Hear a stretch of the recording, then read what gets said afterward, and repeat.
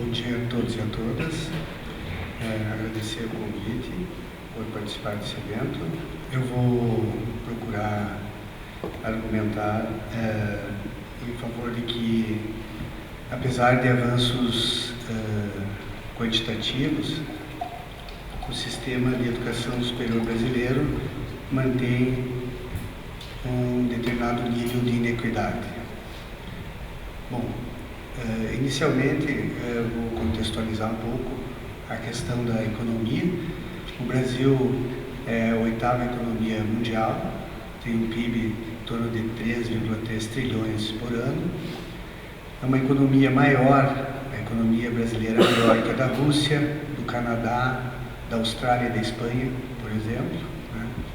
Dependendo do ano, o Brasil fica no ranking do Banco Mundial entre a sétima e a oitava economia mundial. Por outro lado, apesar de toda essa robustez econômica, o Brasil tem o 10º pior coeficiente Gini do mundo, com pouco mais de 200 milhões de habitantes, 55 milhões de brasileiros vivem na pobreza, e o 1% mais rico se apropria de 28,3% da renda nacional. Essa é considerada a segunda maior concentração de renda no mundo nesse indicador. O Brasil fica atrás apenas do Catar. Considerando que o Catar é uma espécie de autocracia, nesse ranking, talvez, considerando as democracias, se o Brasil ainda pode ser considerado uma democracia, o Brasil é o primeiro lugar nesse ranking que ninguém deseja figurar nos primeiros lugares. Ainda, destacando a desigualdade, alguns estudos indicam que o Brasil é um país que menos transfere para quem ganha menos e dos que mais transfere renda para aqueles que ganham mais. As transferências para os 20% mais ricos representam quase a metade do total transferido. Isso se dá principalmente por meio de aposentadorias e pensões de grupos privilegiados. Só para demarcar bem essa questão da desigualdade, destacar essa comparação com a Dinamarca. Enquanto na Dinamarca, uma família do grupo mais pobre precisa de apenas 2 gerações para atingir uma renda média, no Brasil são necessárias 9 gerações. Mas essa desigualdade, ela não é por acaso, ela é histórica e estrutural. O Brasil foi o último país do continente americano a abolir a escravidão, há pouco mais de 130 anos, em 1888. A primeira universidade brasileira surgiu por volta de 1930. Inclusive, existe uma discussão do Brasil se a primeira universidade foi no Rio de Janeiro, se a primeira universidade foi em Manaus, outros dizem que foi em Curitiba, existe até uma discussão. Mas, independente disso, é muito recente em comparação aos países de língua espanhola que criaram suas universidades na América Latina há mais de 300, 400 anos. Além disso, há pouco tempo atrás, entre os países com mais população, o Brasil figurava entre os que tinham as maiores taxas de analfabetismo. Ou seja, essa desigualdade, então, não é por acaso. Nesse contexto, a educação superior brasileira ela tem uma função de mobilidade social. Por quê? Porque no Brasil, a obtenção de um diploma de ensino superior significa vantagens em termos sociais e econômicos. Nos países da OCDE, graduados ganham 1,6 vezes mais do que quem tem ensino médio. No Brasil, essa proporção é de 3 vezes mais. Em 2017, por exemplo, um trabalhador que conclui ensino fundamental recebeu em média $450 por mês. Um com ensino médio recebeu $535. Já quem possui educação superior no Brasil recebeu em média $1.518.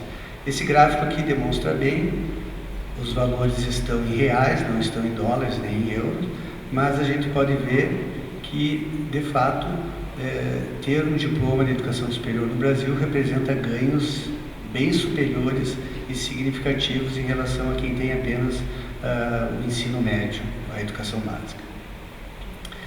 Ter completado um curso de educação superior no Brasil também aumenta a segurança para se manter o emprego.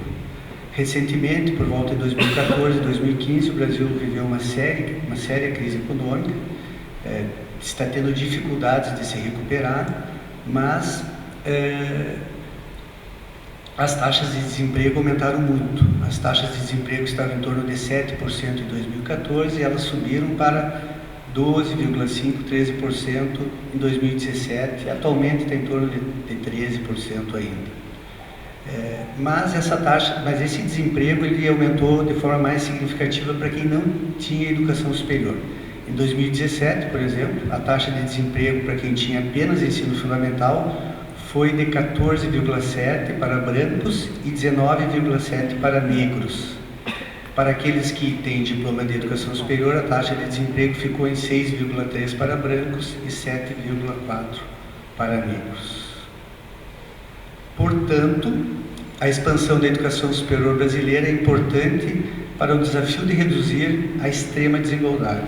Nas últimas décadas foram criados programas e estratégias de ampliação e democratização da educação superior. Eu apresento aqui para vocês 4 ações governamentais que procuraram massificar a educação superior brasileira e, em alguma medida, também procuraram democratizar.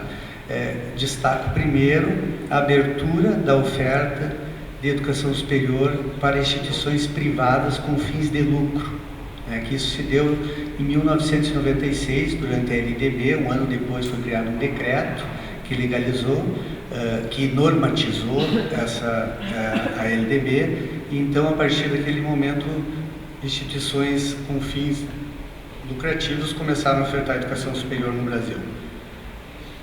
Bom, também depois, por volta de 2002, 2003, 2004, começaram algumas ações governamentais mais de cunho de ações afirmativas, Isso já no governo do Partido dos Trabalhadores.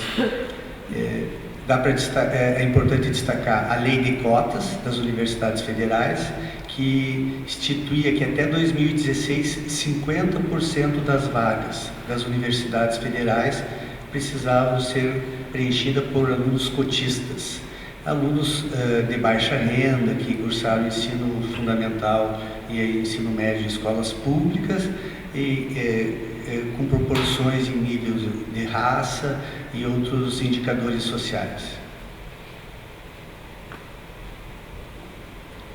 Um outro programa importante também de democratização do processo foi o ProUni, que é um financiamento não reembolsável, estatal, e que permite ainda que alunos de baixa renda frequentem instituições privadas sem custo.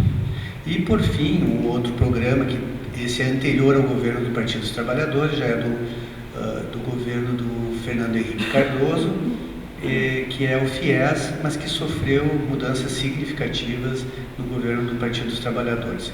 Todo esse conjunto de políticas e ações resultou nisso que está aí atrás.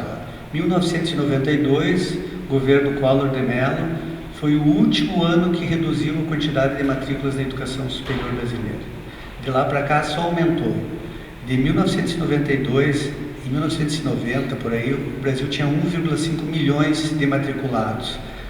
2017 já eram 8 milhões. Então a gente teve claramente um crescimento significativo na quantidade de matrículas na educação superior brasileira nos últimos 20, 30 anos, que esse gráfico demonstra muito bem.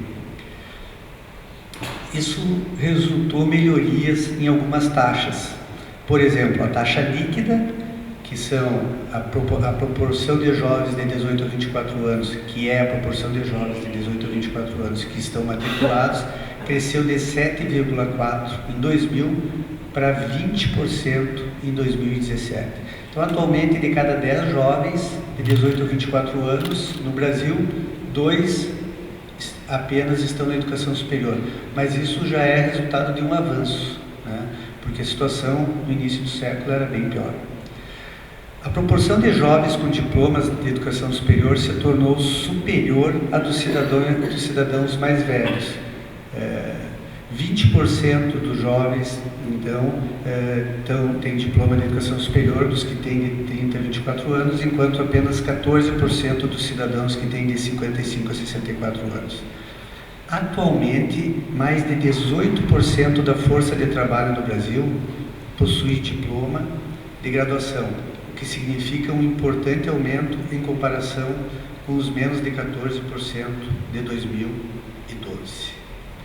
Então, diante dessa expansão, diante desse contexto de desigualdade social, eu apresento as seguintes questões. Será que a expansão da educação superior brasileira está proporcionando oportunidades para todos os grupos sociais? A expansão não estaria reproduzindo as desigualdades existentes? A ampliação do acesso da educação superior brasileira tem sido justa? Ou seja, são questões ligadas à equidade. Para responder isso, vou lançar a mão, fazer uso da teoria do professor Tristan Macau, do IOE, da University College London, que diz que para existir justiça na educação superior, num sistema de educação superior, são necessários 3 requisitos. Disponibilidade, que seja existir vagas para aqueles que pretendem ingressar na educação superior, acessibilidade, ou seja, que esses que desejam conseguem obter essas vagas, e principalmente horizontalidade, ou seja, que todos que desejam, independente do grupo social, da classe social, do background ou do capital cultural, eles têm acesso a uma educação superior equivalente. Então, considerando as questões que apresentei aí e a teoria citada, vou apresentar uma análise sobre a expansão observada na educação superior brasileira nos últimos anos em termos de nível de horizontalidade. Para isso, eu faço uma análise detalhada da mudança do perfil dos estudantes brasileiros, é o primeiro item, depois as características socioeconômicas e culturais dos concluintes e, por fim, eu faço uma comparação do desempenho dos concluintes por modalidade de ensino desagregado por capital cultural e background.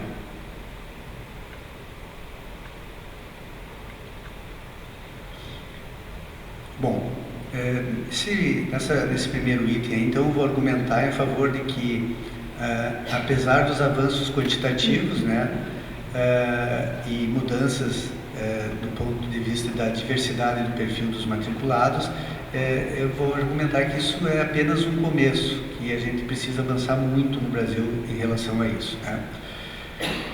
Entre 1999 e 2002, tem um estudo que mostra que, apesar do número de matrículas ter mais do que dobrado num curto período, os ganhos para os estudantes de grupos desfavorecidos foram escassos. Por exemplo, a porcentagem dos estudantes do grupo dos 10% de renda mais alta caiu ligeiramente nesse período, de 43,9% para 41,4%. Por outro lado, a parcela de estudantes provenientes de famílias dos 50% de renda mais baixa também caiu. Ou seja, a expansão desse período, que foi grande, foi muito grande para um curto período, ela foi uma ampliação de oferta privada, baseada na oferta privada, mas que beneficiou quase que inteiramente estudantes das classes médias e altas. Então, essa expansão antes das políticas de ações afirmativas, ela não beneficiou os grupos desfavorecidos. A partir de 2002, 2013, então, tiveram aquelas ações afirmativas. Essas ações afirmativas, como eu já falei, elas viabilizaram vagas para alunos oriundos de escola pública, alunos de baixa renda, alunos que se autodeclaravam pretos, pardos, negros ou indígenas, E só para ter uma ideia do impacto dessas ações, eu vou mostrar esse dado para vocês do ProUni. Entre 2005 e 2018, quase 2,5 milhões de estudantes de baixa renda de grupos sociais desfavorecidos ingressaram na educação superior brasileira. 2,5 milhões. Atualmente, o Brasil tem 8 milhões de alunos matriculados. Então, vocês observe como esses programas tiveram larga escala e como eles atingiram quantidades significativas de jovens de baixa renda. Aqui um indicador de como isso também tem mudado o perfil dos alunos matriculados. Em 2002, nenhum estudante fazia parte dos 20% mais pobres da população e somente 4% integravam o grupo dos 40% mais pobres. Em 2005, 10 anos depois que se implementaram as políticas e ações afirmativas, ou se começou a implementar, né, aproximadamente 15% dos estudantes da educação superior estavam em grupos dos 40% mais pobres, né. Em 2018, esse dado é muito recente, 3, 4 semanas atrás foi divulgado. Em 2018, pela primeira vez, o número de estudantes negros, que é a maioria da população brasileira, ultrapassou a de estudantes brancos nas instituições estatais. Nas instituições privadas isso não aconteceu ainda no Brasil. Entretanto, um olhar mais próximo mostra que essa democratização tem alguns limites. Vamos a esses limites. Essas duas tabelas mostram bem. Por exemplo, a taxa de escolarização líquida dos jovens de 18 a 24 anos que fazem parte das famílias 25% mais pobres do Brasil é de 7,2. Já a taxa de escolarização líquida dos jovens que fazem parte das famílias 25% mais ricas é de 48%. Então aí a gente começa a ver que na desagregação a gente tem diferenças, inclusive de taxas de atendimento. A tabela de baixo é a taxa de escolarização líquida em relação à cor da pele. Os brancos, jovens brancos, têm uma taxa de escolarização líquida de 30,7. Isso em 2018. Quase a taxa que é a meta do PNE, Plano Nacional de Educação, para 2024, que é de 33%. Entretanto, se vocês olharem, as últimas duas linhas, que são jovens pretos e pardos, que o IBGE, que é o Instituto de Estatística do Governo Brasileiro, denomina ambos de negros, a taxa é de 15% e 16%, ou seja, quase a metade. Quem tem pele escura no Brasil tem, então, menos proporção de jovens matriculados do que quem tem uma pele branca. Apesar de que essa tabela também mostra que no geral vem melhorando para ambos, né? Mas não vem melhorando ao ponto de compensar essa desigualdade em relação à cor da pele. Entre os que concluíram o ensino médio, apenas 33% dos estudantes de raça negra e parda ingressam na educação superior, em comparação com 52% dos estudantes brancos, o que reforça e o que justifica aquelas taxas, né? Em 2017, apenas 36% dos egressos das escolas públicas conseguiram ingressar na educação superior. Para estudantes das escolas particulares, o número é de 79%. Na prática, no Brasil, isso significa taxas de acesso mais altas para estudantes de famílias de renda mais alta. Por quê? Porque no Brasil tem uma inversão da educação básica para a educação superior. Na educação básica, o lugar da qualidade é a escola privada e o lugar da não qualidade é a escola pública. Na educação superior se inverte. O lugar da qualidade é na instituição pública, as universidades federais, e o lugar da não qualidade é na instituição privada. Então há uma inversão, por isso que isso justifica uma iniquidade no acesso à educação superior desses dados que eu passei agora. Se por um lado é possível observar a ampliação da participação de estudantes de menor nível socioeconômico nos últimos 15 anos, por outro, pode-se observar evidentes necessidades de avanço. No ano de 2014, esse dado é significativo. No ano de 2014, apenas 5% dos filhos de pais sem instrução conseguiram concluir um curso de graduação. Já entre os filhos de pais com educação superior, 70% alcançam um diploma de educação superior. Isso demonstra a dificuldade da mobilidade educacional e mobilidade social no Brasil. A mudança do perfil da diversidade social dos estudantes da educação superior brasileira, então, está apenas começando. Esse gráfico, então, demonstra isso. A coluna mais da direita, aqui, ela mostra o azul escuro, só 5% dos jovens com pais sem instrução chegando à educação superior, e no outro extremo, 70%, aquela faixa em azul, de jovens com pais com instrução chegando à educação superior. Bom, vou trabalhar agora, então, as questões das mudanças do perfil social dos concluintes. E vou argumentar a favor de que estão ficando resquícios elitistas da educação superior do século passado.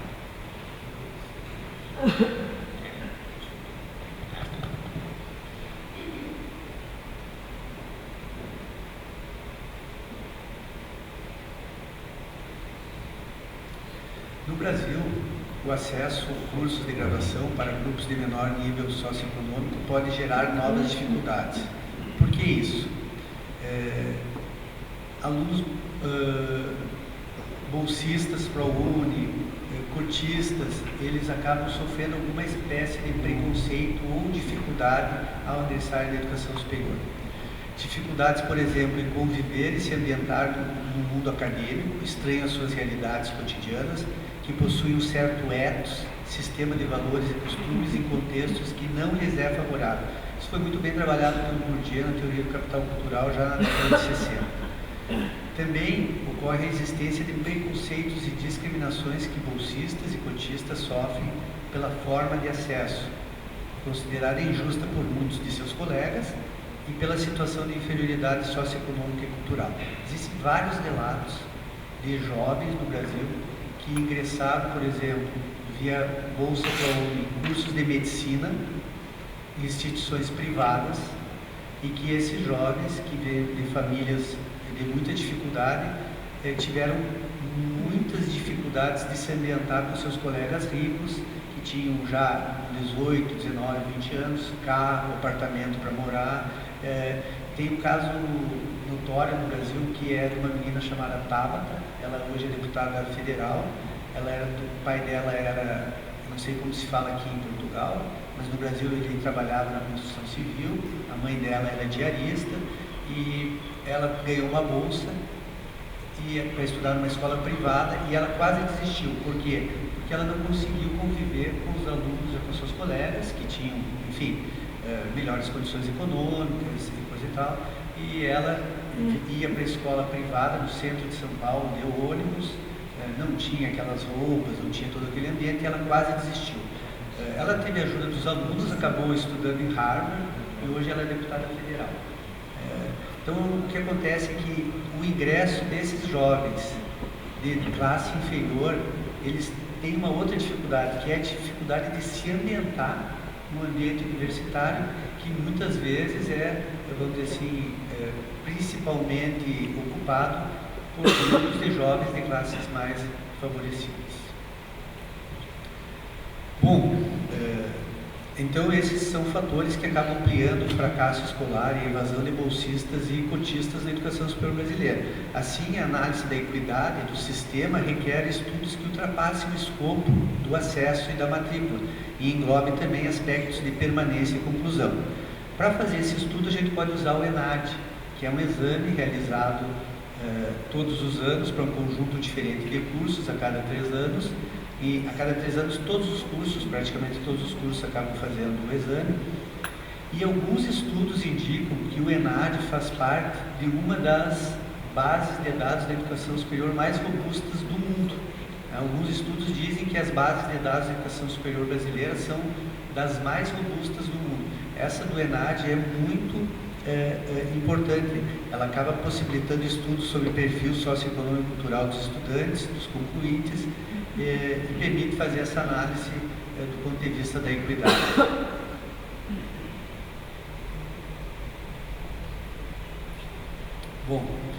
dados demonstram que dentro do universo dos concluintes está em desenvolvimento um processo de ampliação da participação de estudantes que ingressam por meio de políticas de ações afirmativas, lei de cotas ou de financiamentos estatais, por exemplo, ProUni e FIES, que democratizam o acesso, né?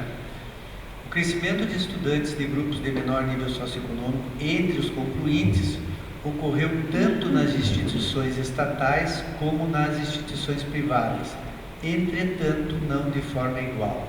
Tal constatação, no caso do Brasil, significa um sério problema. Vou tentar demonstrar isso agora, né?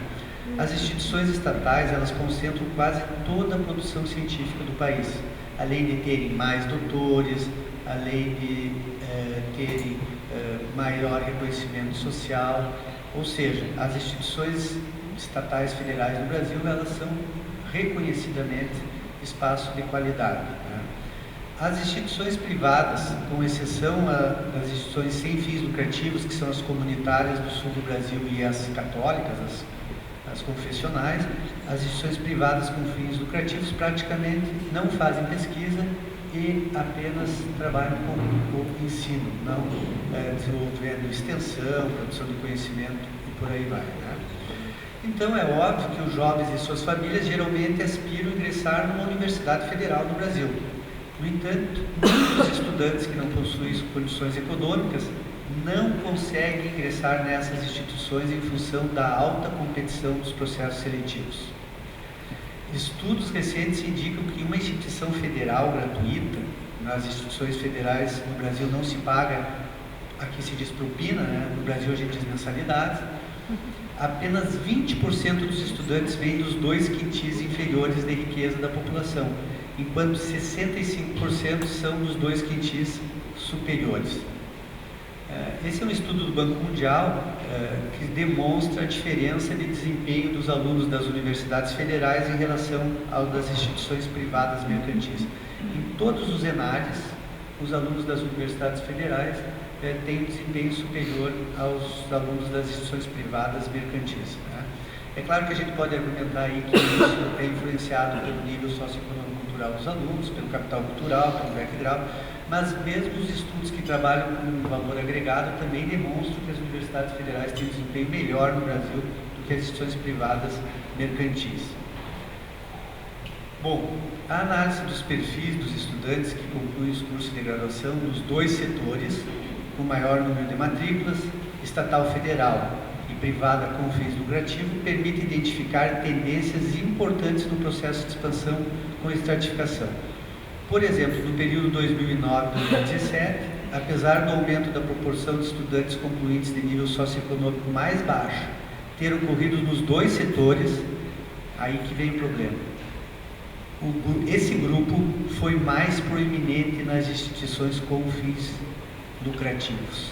Ou seja, a participação dos grupos de estudantes de grupos menos favorecidos, com background inferior, tem aumentado tanto nas instituições federais como nas instituições privadas, mas nas instituições privadas tem aumentado mais proporcionalmente, e não só proporcionalmente, em números absolutos.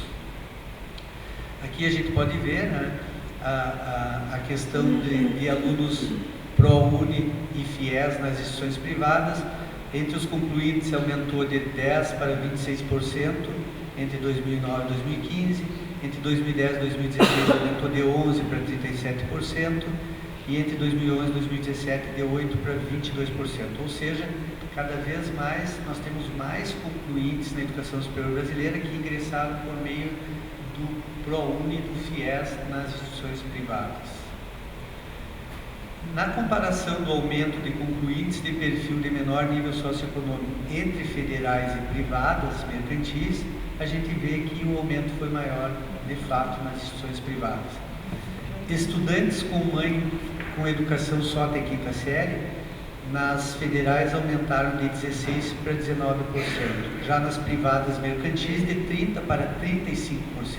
Já era maior e aumentou mais ainda a participação desse grupo. Estudantes de família de baixa renda, com até 3 salários mínimos, que no Brasil é um proxy, um indicador de capital social, capital cultural, capital econômico inferior. Nas federais aumentou de 31% para 39% e nas privadas de 30% para 49%. Esse gráfico mostra bem isso. Essa parte em azul é a parte das instituições privadas mercantis e as cinzas são das instituições federais. Houve aumento nos dois tipos de instituição, mas o aumento sempre foi maior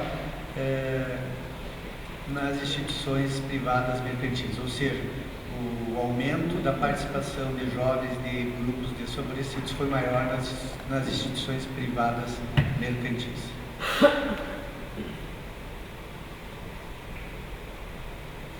Também existe diferença significativa em termos de status social e bem posicional que diferentes cursos e carreiras proporcionam aos estudantes concluintes.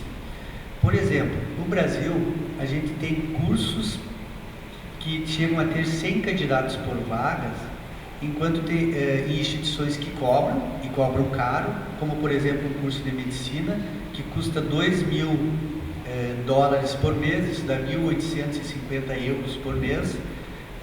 Tem disputa de 100 candidatos por vaga, enquanto tem cursos que são gratuitos nas federais e que sobram vagas. Ou seja, é óbvio que existe uma diferença do ponto de vista do potencial de estado social, de retorno financeiro e de bem profissional desses cursos, né? O que se é demonstrado aqui é que os cursos que têm esse bem posicional, poucos alunos se graduaram vindo de famílias com background inferior. Por exemplo, só 4% dos jovens que se formaram em medicina tinham mãe com pouca formação. Já 51% dos jovens que se formaram no curso de serviço social tinham mãe que tinham pouca formação. Isso se repete em relação aos indicadores sociais de baixa renda, de cor da pele e de onde cursou o ensino médio. Esse gráfico aqui resume bem o aumento de concluintes no curso de serviço social que vieram de famílias de baixa renda foi muito maior, mais de 25%, do que na medicina, que foi de apenas 5%. A análise dos dados de 2009 e 2017, então, demonstra que os cursos de graduação com maior status social e que conferem maior possibilidade de ganhos aos seus graduados, como a medicina, proporcionam menos oportunidades de acesso para estudantes de pele mais escura, de família de baixa renda, que cursam ensino médio público e com mães com baixa escolaridade. Então esse é o último item, ele é mais curto, é o desempenho dos concluintes nas diferentes modalidades. Vou argumentar em favor de que existe iniquidade no acesso em relação à qualidade, né? Bom, na educação superior brasileira, se repete aquilo que a teoria do capital cultural do Bourdieu, que o estudo do Coleman e do relatório Claudine na década de 60 mostraram, que o desempenho, o êxito escolar depende muito do background, do nível socioeconômico cultural dos alunos, né? Mas no Brasil tem uma exceção. Tem uma exceção quando a gente fala da modalidade de ensino, né? Essa tabela aqui mostra isso, né? No geral, conforme vai melhorando o indicador social do aluno, vai melhorando o desempenho dos alunos do ENAD, né? Independente de ser na instituição privada ou de ser na instituição federal. É o que é natural e o que é de se esperar, né? Pela própria literatura.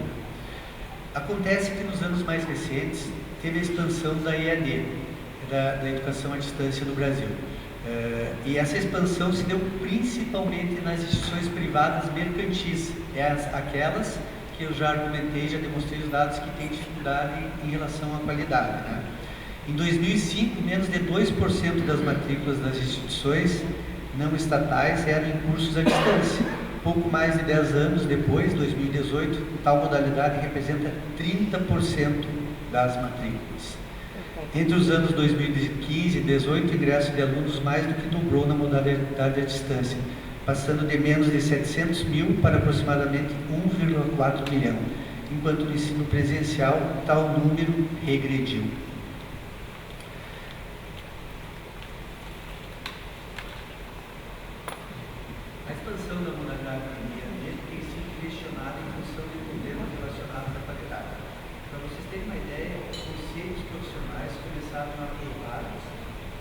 Resoluções que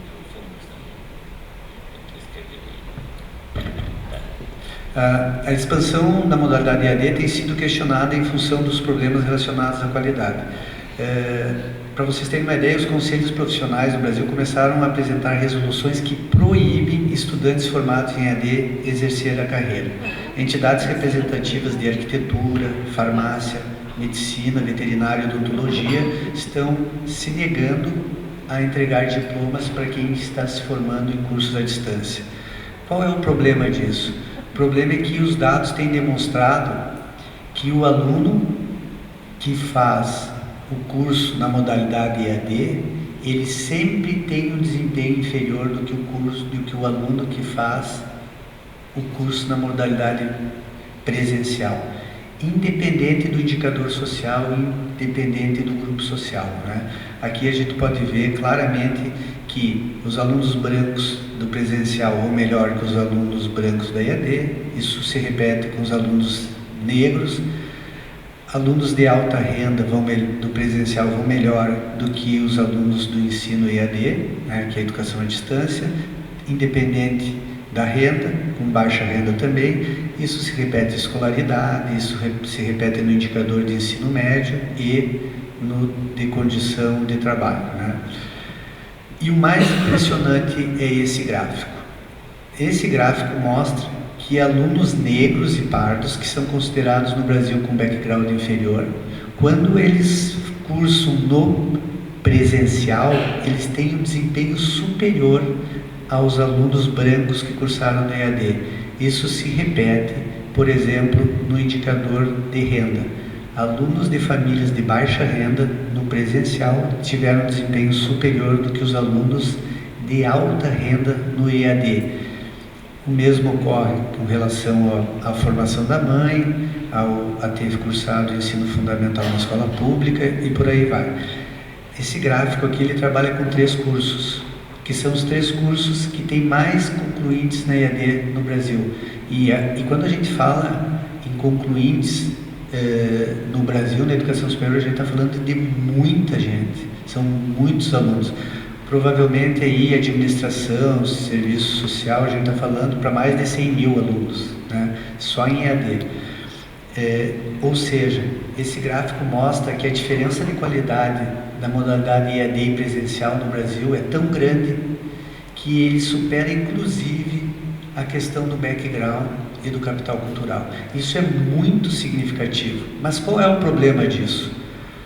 O problema disso é que a desagregação da modalidade de ensino e background demonstra que o desempenho dos concluintes na modalidade presencial é significativamente superior à performance dos concluintes na modalidade de EAD. Como no caso, os alunos da EAD são, no geral, alunos que vêm de famílias de baixa renda, de grupos sociais desfavorecidos, a gente identifica que a EAD, na verdade, apesar de ter qualidade inferior, está sendo acessada principalmente pelos grupos desfavorecidos, né? Em média, os alunos matriculados na EAD, eles vêm mais de escola pública, eles têm optam por cursos com percepção de menor status social, né? Por exemplo, licenciaturas, e eles são cursos bem mais baratos que presenciais. Por exemplo, um bacharelado EAD é 1/3 do custo de um bacharelado presencial no Brasil. Então, para concluir, quando se observa que quem precisa mais da presença do professor está pagando para ser colocado junto, ou melhor, para ser colocado longe dele em cursos de qualidade duvidosa, e que, por outro lado, privilegiados estão acessando muitas vezes de forma gratuita nas universidades federais cursos presenciais das melhores instituições, torna-se plausível argumentar e dizer que não existe equidade em termos de acesso à qualidade da educação superior brasileira. Então, os últimos 2 slides com a conclusão. Apesar de ser positivo o impressionante avanço da educação superior brasileira nas últimas décadas, na comparação internacional, em termos de atendimento, o sistema ainda precisa avançar. A proporção de pessoas entre 25 e 34 anos com diploma universitário em 2017 era 18% no Brasil, o que é próximo da China, com 19%, superior à Índia, com 14%, mas bem abaixo do Chile, 30%, e menos da metade da média da OCDE, 43%. Além dos avanços nas taxas de atendimento, em geral, também ocorreu nos últimos 15 anos uma ampliação da democratização do acesso. A proporção de estudantes oriundos de grupos de menor nível socioeconômico entre os matriculados e os concluintes ampliou significativamente. O ingresso e a conclusão de maiores proporções de estudantes de menor nível socioeconômico, entretanto, parece ter mantido os resquícios de um sistema elitista que mantém o nível de inapropriado de iniquidade. Como o contexto social continua sendo um fator condicionante forte e a maioria dos estudantes de meios populares ingressa em instituições, cursos e modalidade com menor qualidade e status social inferior, certamente a expansão em curso está reproduzindo, em alguma medida, as desigualdades existentes no Brasil. Muito obrigado.